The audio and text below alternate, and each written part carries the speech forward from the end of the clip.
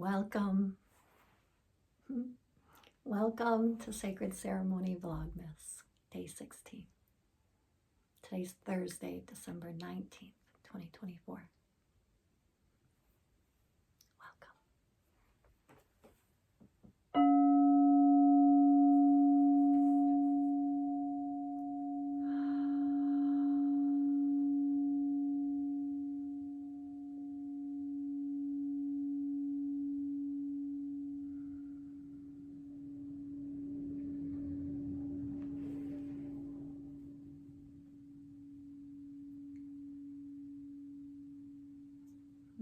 Take a moment just to be with yourself, to invite yourself to be here during this time together.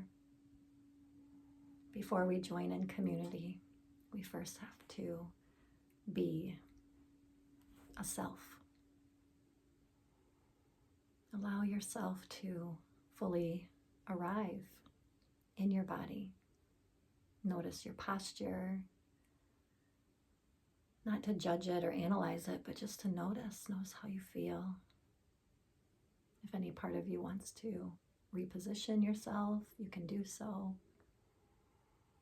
If any part of you wants to relax and sink deeper into the surface of whatever you are sitting or resting or standing upon.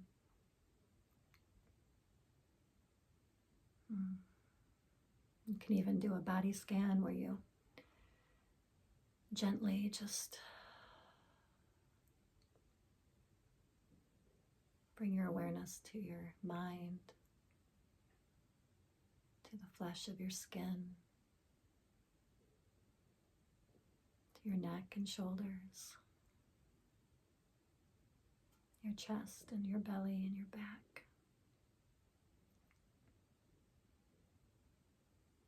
Your arms and your elbows, and your fingers and your hands, your pelvic bowl,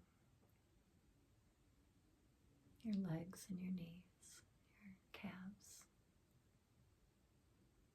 your ankles and your feet and your toes. And now that you are somebody, a living, breathing self, when you're ready, you can invite in me, and I can invite you in. We can be together. It's from this place of being able to be a self and be in relationship with other that we enter into sacred ceremony today.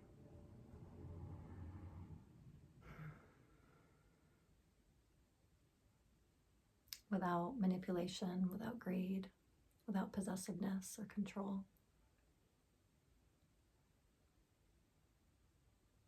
There's enough space in this room for a massage table, an altar, a tree, for a rocking chair, for bookshelves and books, and for me.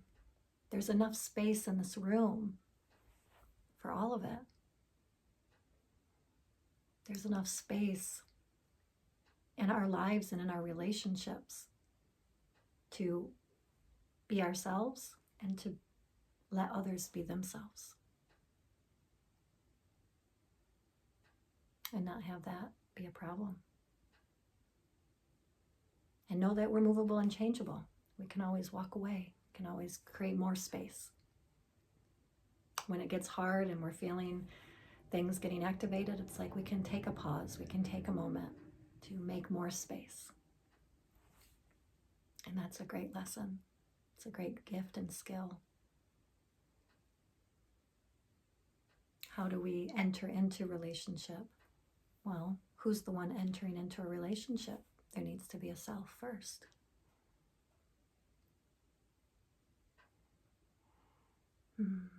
So how are you feeling today? I'd love for you to put in the comments how you're doing. What's coming up for you in this moment? Be a self in this space.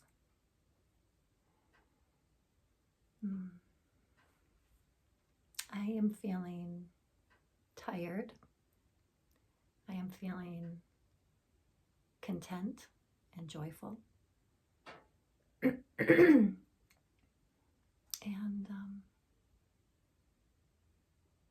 I'm giving myself a lot of space, letting go of expectations and giving myself a lot of space and room, giving myself room to be more honest, to be more authentic in every moment, to follow my nudges of inspiration and be soft and gentle with myself. How about you? I am going to open up from Molly Remer's book, Whole and Holy, a Goddess Devotional, which I have done before in one of the days, so we're going to do that again today. So it's from this place of our whole and holy existence, of our self and other relationship dynamics, and the spaciousness that's required for all of it, that I'm going to open up the book for today.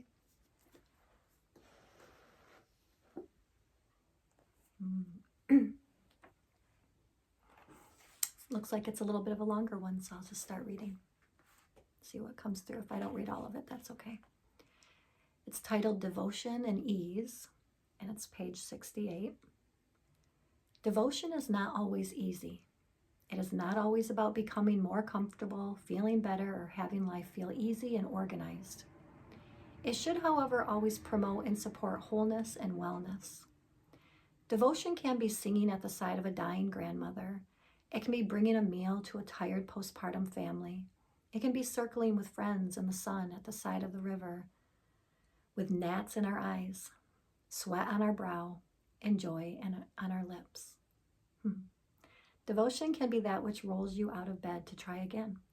Devotion gathers your sick child into your arms, your lover to your side, your hope in your hands. It wakes you up to keep going even when the easier answer might be to quit. It can be muscles burning, tears pouring, and hands shaking. Diane Ackerman wrote, "I don't want to get to the end of my life and find that I have just lived the length of it. I want to have lived the width of it as well." And Christina Baldwin has said that the purpose of life is not comfort, it is to grow a soul. I do find my devotional practices bring me comfort, drop me into the sacred, connect me, and restore my soul. We must be aware, however, that only seeking comfort can also prohibit growth and change. So I am here to say all these things. You can do hard things. You can find your way. Just because something feels hard doesn't mean you're doing it wrong, and it isn't necessarily a sign to quit. Sometimes things are hard because they're hard, not because there is something wrong. Hang on. You can do it. Keep trying. Don't give up. And I believe in you. On the other hand, I also find it important to acknowledge that suffering is not always necessary for growth, change, or spiritual development. It is okay to let some things be easy. Really. You can trust yourself. You can let yourself breathe and be. Sometimes it is wiser and more healthy to flow and coast. Sometimes it is braver and more necessary to push. Listen to your heart and trust your next steps. Movement is life. It is necessary for growth. Stillness is necessary too. So where can you open your hands, unclench your life, and let go? Ask yourself, is this state of mind, lifestyle, circumstance, feeling, thought, is this actually necessary? Is it okay to choose by desire and to live into longing? It is okay to be joyful. Please follow your inspiration and intuition and be gutsy enough, at least sometimes, to carry your vision all the way through. So I read 2.5, 3 pages, so I feel like I'm going to leave it at that. Absolutely beautiful. Whole and Holy, Molly Remer, the Daily Devotional. I'd love for you to share what words of wisdom stood out for you and put in the comments. It really is a blend of both. The yin and the yang, the push and the pull, the surrender and the keep going.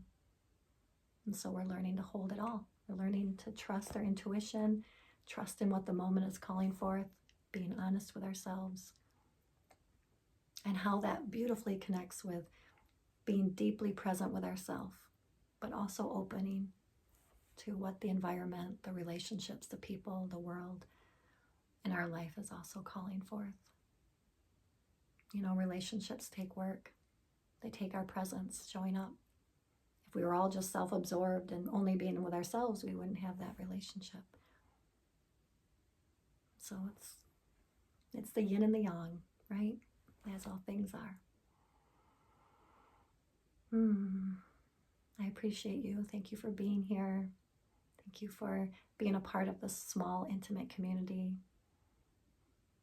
and choosing with your time and your presence to participate in this sacred ceremony Vlogmas. And with that, I will chime us up.